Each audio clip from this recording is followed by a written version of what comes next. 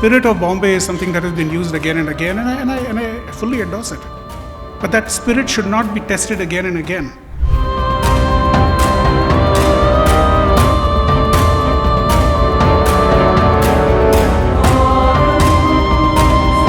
Unfortunately, the attack on the Chabad House that happened on 26/11 happens to be in my assembly constituency, which I represent in the State Assembly. November 26th, or October 7th, or even 9/11, these terror attacks would not have been in place unless it was not funded.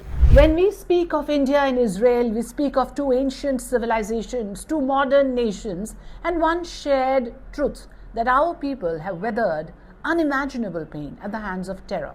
This was largely the theme of this commemorative event held in Mumbai on the occasion of 17th year of 26/11 terror attack. From Mumbai's 26/11 attacks to Israel's long battle against violent extremism, histories intersect in the darkest moment, yet they also converge in resilience, innovation, and determination to protect every civilian life. As the city gathered to honor its heroes and remember its wounds, voices from India-Israel partnership reminded us that Mumbai's courage is not infinite. It should never be taken for granted. Listen in to Arjun Hardas, India representative of American Jewish community. This is how he puts it. What is the purpose of a terrorist? People forget that. The purpose of a terrorist or terrorism is to terrorize. The spirit of Bombay is something that has been used again and again, and I fully endorse it. But that spirit should not be tested again and again. That you will, this has happened, you will recover from it, resilience, it'll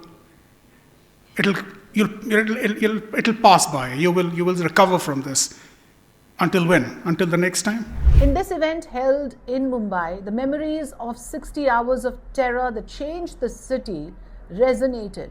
The gathering, hosted by Consulate of Israel in Mumbai, the American Jewish community, and the Vishwamittra Research Foundation, reminded us that remembrance is not just emotional, it is strategic, it is necessary, it is a responsibility.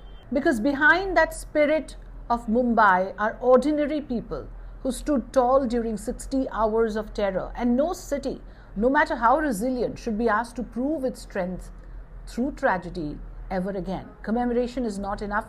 History is not enough. What we need now is preparedness, not just from the state, but from society. A framework that experts from India and Israel now agree is essential. Let's listen in to Ella Rosenberg, Chief Researcher of Israeli Security Institute. Is that when no one knows who you are, you can do things that is illegal, such as terrorist financing.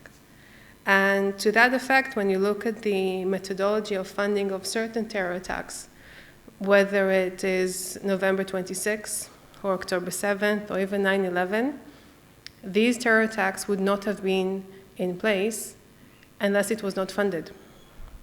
And the issue of funding is becoming increasingly in light of the media. It's becoming increasingly important in the eyes of global regulators.